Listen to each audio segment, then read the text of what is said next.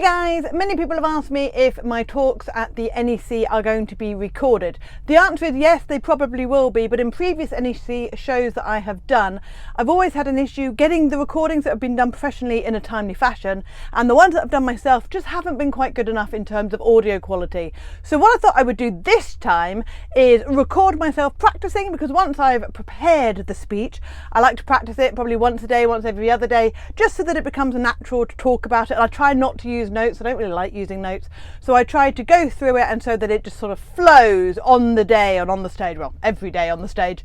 So I thought I would record myself practicing it, and I hope that you find it useful. If you're new to the channel and want more tips for motorhoming and campervanning around the UK and Europe, by all means hit subscribe. But without further ado, here is my speech on touring the Norwegian fjords with Wandering Bird.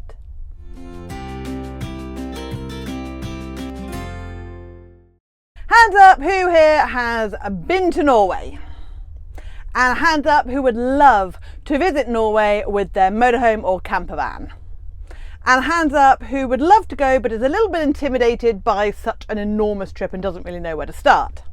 Brilliant, because that is exactly how I felt before our very first trip to Norway, which was a couple of years ago now, depending on if you count 2020 as an actual year.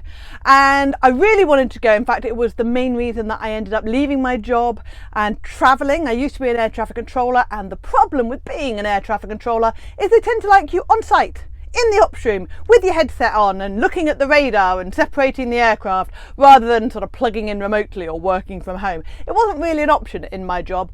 So when I decided to take the plunge and leave that career so that I had more freedom to travel, Norway was absolutely top of the list. It was just the highlight, the dream of what I wanted to do when I was traveling in a van. But it was so far away, and it was such a sort of big trip, and it had been such a big dream of mine for so long that I was also a little bit intimidated. So what I want to do on this half an hour that I have with you is to share some of the incredible places that we saw on our Norwegian fjords trip, but also to share some practical tips and advice so that you can help plan your own epic adventure there, because you have to go. It is an incredible, incredible country. So this was what we managed to achieve. Now, I'll be honest, when we set off, having left my job and my husband could do a lot of his work from the road, we didn't realise that we were going to be curtailed in our trip. So we spent 2 weeks having a nice meandering trip up through the Netherlands and through Germany and up through Denmark. And when we reached Norway, we didn't really have a plan. We just sort of pottered until we suddenly had to return to the UK very swiftly, and our trip got cut short. And I will get to the reason for that very soon. But we actually ended up spending just under 3 weeks in Norway itself. And I certainly would not recommend going all the way to Norway if you've got less than 3 weeks, because you're going to spend a few days getting there and a few days getting back, and you're not going to have enough time in country to really see very much. So definitely 3 weeks, absolute minimum. But this is what we managed to see in our, I think it was 18 days in total. And as you can see, we didn't get very far up the country. So your first choice is going to be, do you want to go and see something specific? Like, do you want to go to Nordkapp, right at the very north of Europe? Do you want to go north of the Arctic Circle? Do you want to go to the Lofoten Islands? If you want to do any of those things, I recommend that you don't take the beautiful but very slow circular coastal route, which is what we did here, and instead take the main roads that go up through the middle of the country and then branch out wherever you get to wherever you want to get to. However, we were just sort of wanted to see beautiful fjords, and the coastal route is incredible for that. Highly, highly, highly recommend it. But it is very slow, and there's lots of ferries, and it all gets a bit, you don't get very far very fast. So that's definitely something to bear in mind. This is one of the main reasons you've got to go to Norway. It's just stunning. This is Granger Fjord. It's one of the biggest fjords in the world. It's hard to illustrate to you the sheer scale of this thing, but if you look right in the centre of the picture, right down on the water, see a little white dot? That little white dot is a vehicle carrying ferry. It is enormous. The ferry, just imagine the sheer scale of the fjord. I also wanted to show you the vehicle that we did this trip in. So we did it in our last motorhome, which was a Swift 496 Bessica, 7.8 metres long. And if that wasn't big enough, We then added on a 2.5 metre motorcycle trailer onto the back because we took our touring motorcycles with us, Triumph Scramblers. If anybody is into motorbikes, we've now exchanged them for Kawasaki Ninjas, but that's what we had with us at the time. Two very significant things about this. Firstly, we were over 3.5 tonnes, which made things a little bit more expensive than they might otherwise have been. And also we were over 10 metres in length, which also made things really quite expensive, and I will explain why very shortly. But for anybody who's concerned about travelling with a slightly bigger motorhome or a caravan and a car, that's what we took with, and I would say 95% of the roads were absolutely fine, and the roads that weren't, we probably shouldn't have been on anyway, but we tend to go off-road and do all sorts of crazy things with our motorhome, which you can happily go to Norway and not do any of that craziness. So let's deal with the first question everybody asks: how do you get to Norway? There are two main routes. You can either go by water and ferry, there are plenty of ferry options, or you can drive and go by bridge. We went across by water, so we went all right at the top of Denmark. There is a little place called Hirtshals, and there is a ferry that goes from Hirtshals across to Kristiansand in Norway. It takes about 2 hours, and the privilege of that 2-hour ferry cost us £409 one way. Couple of things you need to know about that. Firstly, we had paid for 3 adults in our van because we thought our daughter was going to be with us. She wasn't, and that's one of the reasons we had to rush back to the UK, but we did pay for an extra adult, and also again the length of the vehicle made it an awful lot more expensive than it otherwise would have been. If you are going in 2023 and you are a couple with a 7-metre motorhome, that same trip will cost you about £266, and that was with a company called Colourline. There are a couple of other ferry options as well that you can use. Some are more expensive than others. The reason I picked the Hirtshals to Kristiansand one is because it was only 2 hours, and that little teeny tiny stretch of water is the North Sea. And if it was having a bad day and you're like me and get seasick, which is hilarious because I'm ex-Navy and I've lived on a boat for 15 years, but I still get very seasick, I did not want to be on that ship for any longer than I absolutely had to be. So 2-hour ferry was perfect for me. It also dropped you at a really good place on the Norway coastal route to go and visit the fjords and several other things that we wanted to see, where some of the other ferries will drop you slightly further north, but you miss out on all them. So again, up to you which way you want to go. There is also, as of last year, a new ferry that goes from Holland across to Norway, funny enough called Holland-Norway Lines. That trip will cost you about €670. I think that was one way, but again, you then have to balance that against how much would the extra fuel cost to drive around to Denmark or even drive across the bridges. So that may very well be worth it for you. If you are driving and want to drive the whole way round, there are 2 enormous bridges which take you from Denmark, across from Copenhagen, right across to Sweden, then you drive up to the Norwegian border. Those bridges are quite expensive. They cost us £270 one way, so that was on the way back. We drove through those bridges because we didn't have any return ferry booked and we had to get back quickly, so we just drove. You just turn up and pay it. You can pay it in advance, which will make it a little bit cheaper. You can pay it through their website in advance. And a 7-metre motorhome with no trailer, it will cost about €130 this time. So it shows you how much that extra length and the extra weight as well, because we were over 3.5 tonnes, does definitely add up all the costs. Google reckons you can drive from Calais to the Norwegian border, which is 1,580 kilometres, in 18 hours. I think that's a little ambitious myself. We drove from roughly the Norwegian border going all the way back. It took us about 3 days, and they were 3 really long days, about 10 to 12 hours each, but we had to get back quickly. So yeah, I would allow at least 3 to 4 days to hit Norway from Calais. I want to also draw your attention to the fact that those beautiful bridges don't always look like the beautiful bridges. Sometimes they look like this. This is the lovely bridge between Copenhagen and the rest of Denmark. The views are supposed to be spectacular. We had awful weather. I mean, there were some sunny parts, don't get me wrong, it wasn't raining all day every day, but in general for July, which is when we went, we had really bad weather. However, it does show you that there are various options, but they may not always have the stunning views that you want to have. Couple of quick, boring but very important things to know while we're talking about crossing the border. Firstly, Norway is not part of the EU. It is a separate country in its own right, so it has a proper hard border. So it's not like driving from, say, France to Germany. It's like driving back into England, if you like, from France. Proper hard border. You'll need to show your passports. They do not take euros. You cannot pay with euros in Norway. You have to have Norwegian krone on you, and I recommend that you have a little bit of that in cash and currency when you travel. If you're traveling with a dog, they have to have a worming tablet between 1 to 5 days before you cross into the country. So you're going to need to get an approved vet to do that for you, and then stamp either the pet passport if you have an EU pet passport, or the animal health certificate if they are a British-based dog. There is also limits to the amount of food produce and alcohol that you can bring across the border into Norway with you. Now this is hilarious because there are several places that people stock up. There's a huge one called City Park, which is between Germany and Denmark. So Germany is cheaper than Denmark, and Denmark is a lot cheaper to buy food in than Norway.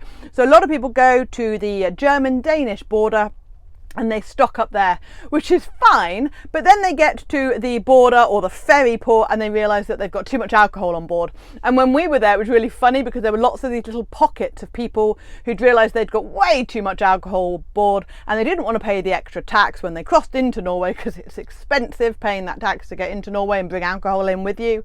And so there were people just sharing out their alcohol and having these impromptu parties, which made it quite a fun atmosphere, although I bet there was a lot of sore heads the next morning.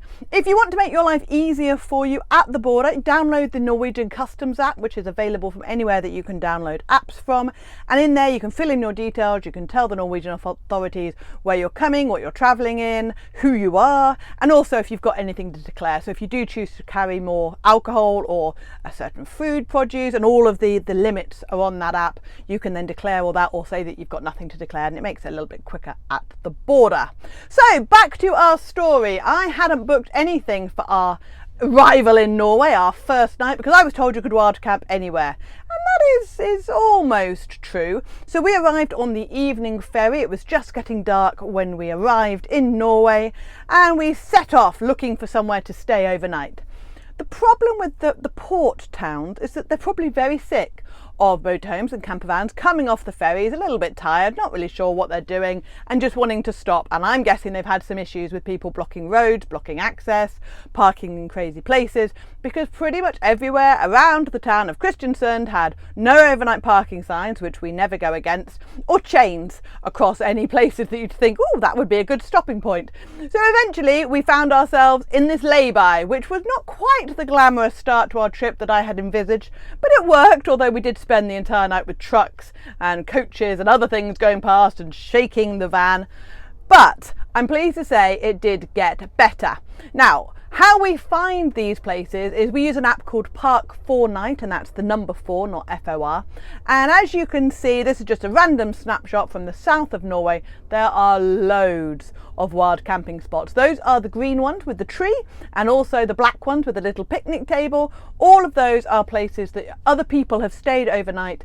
Do check the reviews, and also if you're in a motorhome, make sure that it is other motorhomes who stay there, not just smaller camper vans. The number of times we've seen a report or a place like, this is brilliant, you can just sniggle your way into a little place, and actually there's no way in heck you can get a motorhome in there, so it's more van size. So do make sure if you have a motorhome that they are appropriately motorhome size. But Norway has fantastic right to roam and freedom to camp rules, and as long as you are not causing any destruction, you're not blocking access, you're not leaving waste, please don't leave waste.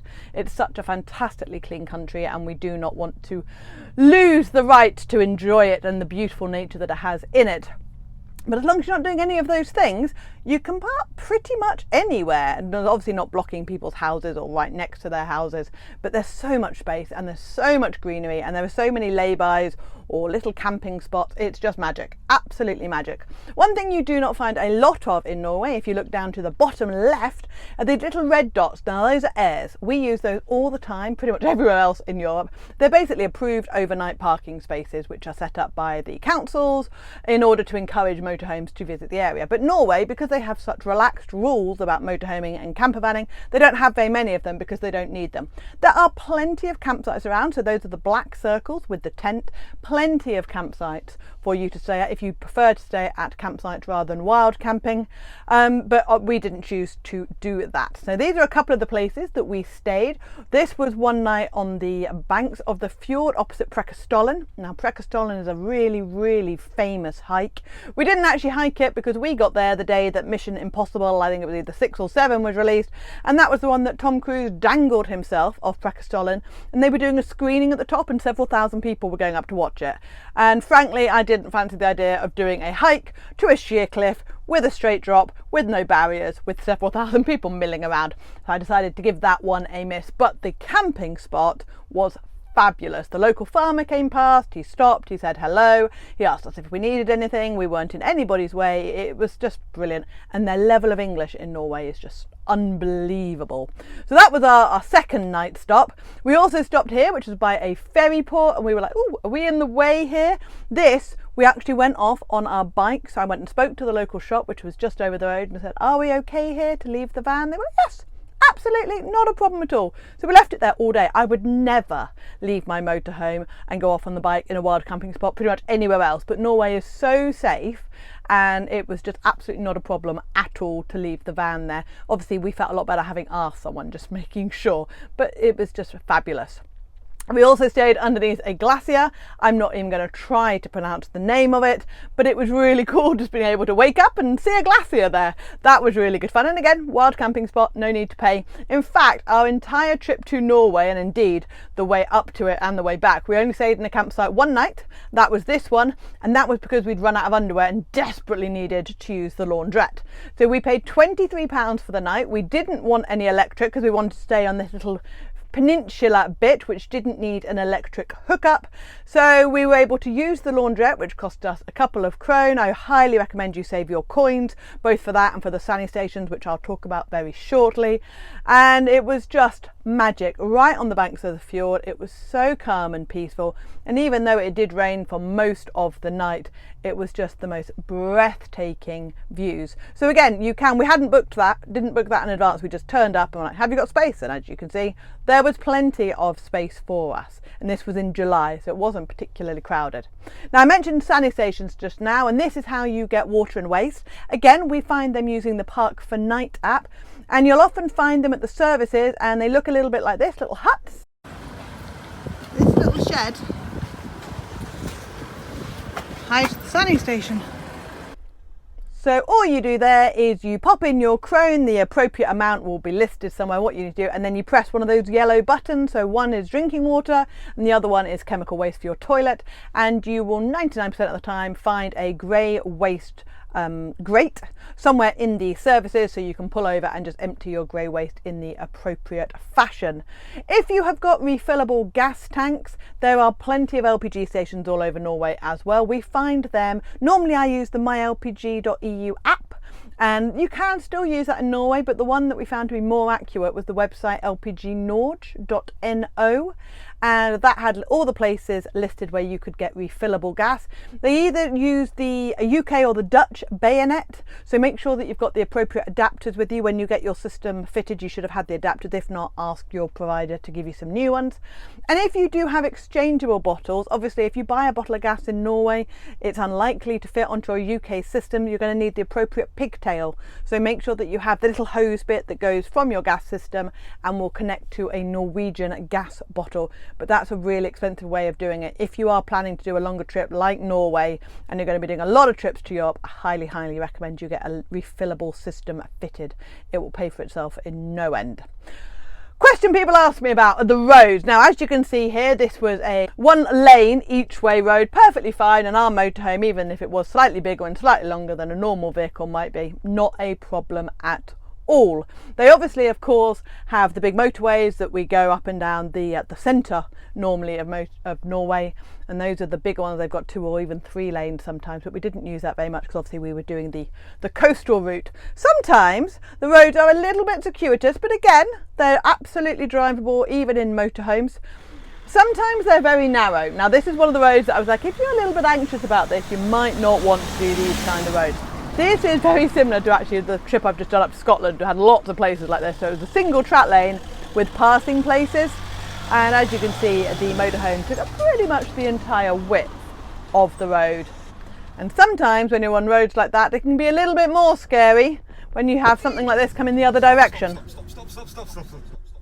Yeah. I don't think he realised we were towing, because he was like, well, I've got right of way. And of course, he's working, we're on a holiday, so we moved out of the way and let him get on with his job. So those are probably the worst kind of roads with a motorhome, but you can absolutely avoid them 99% of the time. And indeed, you can avoid them 100% of the time if you want to. You just won't be able to go to all the amazing wild camping spots that might be on your route. Sometimes the roads get really crackers. Now this is one of the longest road tunnels in the world. It's 15 miles long, the Laundrette tunnel. Driving through it was really, really cool. Literally, actually, it was really cool. But it also had these cool blue stopovers, and you could pull over, you could eat your sandwiches, and you're like underground, really underground. But between that, it got really dark, so the blue bits were actually really useful because they kind of broke up your concentration. 15 miles doesn't sound very long, but when you're underground, it took us about 40, maybe 45 minutes to get through, because you're not going particularly fast. And yeah, it was a long time to be underground in this sort of black void. But that was quite a random one. And then the roads get really, really crackers. This is Troll's Ladder. If you have a motorbike, you absolutely have to come here. We actually rode it 2 up so that I could video it. It was just the coolest road. It was so much fun, and we actually timed it so that we did it when it was sunny, so you could really take use of the views. But big vehicles did do it, and I've included this to show you a lorry. The lorry's bigger than most motorhomes are going to be, and he's driving up and down it quite happily now. I'm guessing he's done this before. But the trick is obviously go very slowly, let all the other vehicles go, and then just confidently turn on these U-bends. There are lots of U-bends. If you're a bit anxious, either go very early in the morning or go very late at night, because the lorries and the tour buses, there certainly aren't many tour buses around at that time. But don't do it in the middle of the night, because part of the amazing thing about that road are the views. So you do want to be able to see these views that you have driven all this way to, but you can absolutely drive up and down this road in a motorhome. Talking of driving on roads, let's talk about the tolls. Everyone always says how expensive Norway is, and it is. There are a lot of tolls on the roads. We went over 23 tolls in our time in country, but they only cost us £104.94 in total. Now obviously that was at the exchange rate of a few years ago, but they're not crazy expensive. There are a few ways to pay for it. Highly recommend that you register your vehicle with the Autopass. So if you don't register, you can't use the Autopass lanes, which means that you're going to be queuing, and it's going to make travelling around even longer than it would otherwise be. So definitely register, and I recommend you get a toll tag. So a toll tag has a lot of benefits. You can drive through the toll tag lanes and it beeps and then it does all its magical stuff and your car gets charged money, but also it'll save you about 20%. Now if you go on the autopass.no website, there are a list of various providers which are approved by the Autopass, which is the Norwegian toll road system. We used one called Brobiz because we were over 3.5 tons, but there are several other ones out there, so pick whichever one takes your fancy and apply for your toll tag. Get that sent to you in the post before you travel, and then you will all be set up. Now you can't pay for that and get a toll tag in country. It has to be done before you hit Norway, so that's definitely something to do on your preparations. But I reckon a toll tag is by far the easiest and the cheapest way to go around it. Other options that you've got are internal ferries. Now, because the coastal road is obviously going through a lot of water, they don't have roads everywhere. What they've put in place instead are ferries. Now, don't think of these as ferries like going from England to France, say, or England to Ireland. Think of them as sort of shuttle ferry. So in Poole Harbour there is a ferry that goes back and forth across the mouth of the harbour, and I'm sure there are many others all around the UK. So these are the ferries that you just turn up, you don't pre-book, you queue and you get on the next one that's going to wherever you want to go to. There's no cabins, there's no seats. You can either stay in your vehicle the entire time or you can get out and take photos as it's going along, which if the weather's nice is always quite nice to do. You pay by length, which is where being over 10 metres became very frustrating. We kept trying to say we were 9.5, but unfortunately they have these marker points all the way down. They were like, no you're not. Oh, So we went up into the next category and it cost us a fair amount of money. And you can either pay them by card, and UK bank cards are accepted, or you can pay them by cash. And I strongly recommend you have a little bit of Norwegian krone with you just in case their card machine isn't working or something like that. Top tip for you is to check the destination. So as you can see here on this photo, there are several lanes, and those lanes were all going to a different place. So make sure that you get on the ferry that's going to the right place, otherwise you'll end up going in totally the wrong direction. Many of them have ferries going in various directions, so it really does help to get on the right one. So our total for our ferry cost for our trip was £335, which was a lot more than the toll roads, but again, we were doing the coastal route, so we were doing a lot more roads that had ferries on rather than roads that had toll roads. If we'd driven up through the middle of Norway, that we would have passed a lot more toll roads. They tend to be on the bigger roads, the tolls, and the ferries tend to be on more coastal routes. So there are a mixture of the two in country. So a couple more places that we visited that we absolutely loved. One is Standstill and Waterfall, and this is awesome because even if the weather's rubbish you can still go, and it's a really cool waterfall you can walk behind. We had it almost to ourselves. It was just a beautiful, beautiful waterfall. Another place that we loved is Floms Railway. Now, this is voted one of the most beautiful railway trips in the world, and it is awesome. However, it's really, really expensive. So it's up to you whether or not you choose to do it. You will see some stunning views if you do it, and you will also see the crazy red woman in the dress.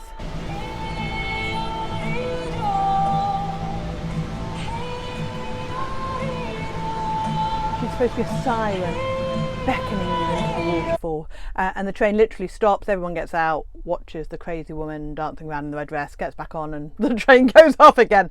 It's all a bit weird, but it's part of the tour. Talking of a bit weird, this was my face before we stocked up. Now obviously we visited Norway pre-Brexit, so we were able to take an awful lot of food with us, and you can still take an awful lot of cans and things with you. Just be careful with anything that involves meat or dairy, because obviously you can't now. I recommend you now stock up in the EU, so Germany is a really good place to stock up before you head on up to Norway. It is expensive. It is expensive. It's so expensive that we only ate out 3 times. Twice was for Pepe's Pizza because it was so good. It's like if Domino's and Pizza Hut and Papa John's all had a strange illegitimate child. It was just so good. Yeah, we did have it twice, and then we also had traditional Norwegian fish and chips in, I think that was in Bergen, and those were the only 3 times that we ate out in our entire holiday because it is very expensive. Alcohol is crazy expensive. Anything over 0.7% is taxed. Luckily we're not big drinkers, so that wasn't a problem for us. So our cost for our entire stay, the 18 days in country, was just over £1,700, which works out at about £94 a day. That includes the fuel, getting to and from the country, and it also includes all the tolls and everything else that we bought in country. So it wasn't crazy, but it also wasn't particularly cheap, and that's one of the reasons I recommend you go for slightly longer time, as long as you possibly can, because you're spending that much money to get there and back that you might as well have some time in country if you possibly can. Now, I said at the beginning that we had to rush back. This is why. So about 4 days into our trip, and it was our first trip, that our daughter, who was now 17 and had decided that she was too old to be travelling with her parents and she wanted to stay with her friends and her cousin. So she left us, and you'd think we'd be like, yay, freedom, we are finally free. No, 4 days in, I was looking at puppies and I found this little face. I was like, that's my dog. And it is. That was Mac. So we phoned the breeder and she was like, yes, he's still available, but you have to pick him up by Saturday because I'm going on holiday, and after that I'll have to give him to somebody else. I was like, well, can I not pick him up from the somebody else? She was like, no, and I don't want to know what that means. She was obviously a breeder. I'm guessing, I don't want to think about it, but we had to go back. I looked at my husband, I was like, we're going back to Wales. He was like, what? We're going back to Wales now, and we've got to be there by Saturday morning. And he's like, oh my God, we're in Norway. But look at this face. So we actually picked him up in the motorhome with the bike trailer on the back, and he spent the first few weeks with us in the motorhome touring around, and he's been with us pretty much ever since. So I know I've just thrown an awful lot of information at you right there. If you would like to get some updates on our Norway trip and go look at those costings again, you can find all of those at thewandering-bird.com/NEC, and you will also find a Europe touring checklist there, which if you are planning your own trip to Norway or anywhere else in Europe, that will help you make sure you've got all the stuff that you need to have with you. And please do come and follow us on social media, where I've just come back from Scotland planning lots more trips very soon. So you can find us on Instagram, you can find us on Facebook, we're obviously on YouTube, you can find the Wandering Bird Facebook group, and you can also join our newsletter at the wandering-bird.com website. Right, I hope you found that useful. If you've got any questions, please do drop them below in the comments and I'll do my best to answer them. If you found that video helpful, a thumbs up is always very much appreciated. And if you're new to the channel and would like to see more videos about motorhome touring, then feel free to subscribe. Thank you for your time and I'll see you on the next video. Bye!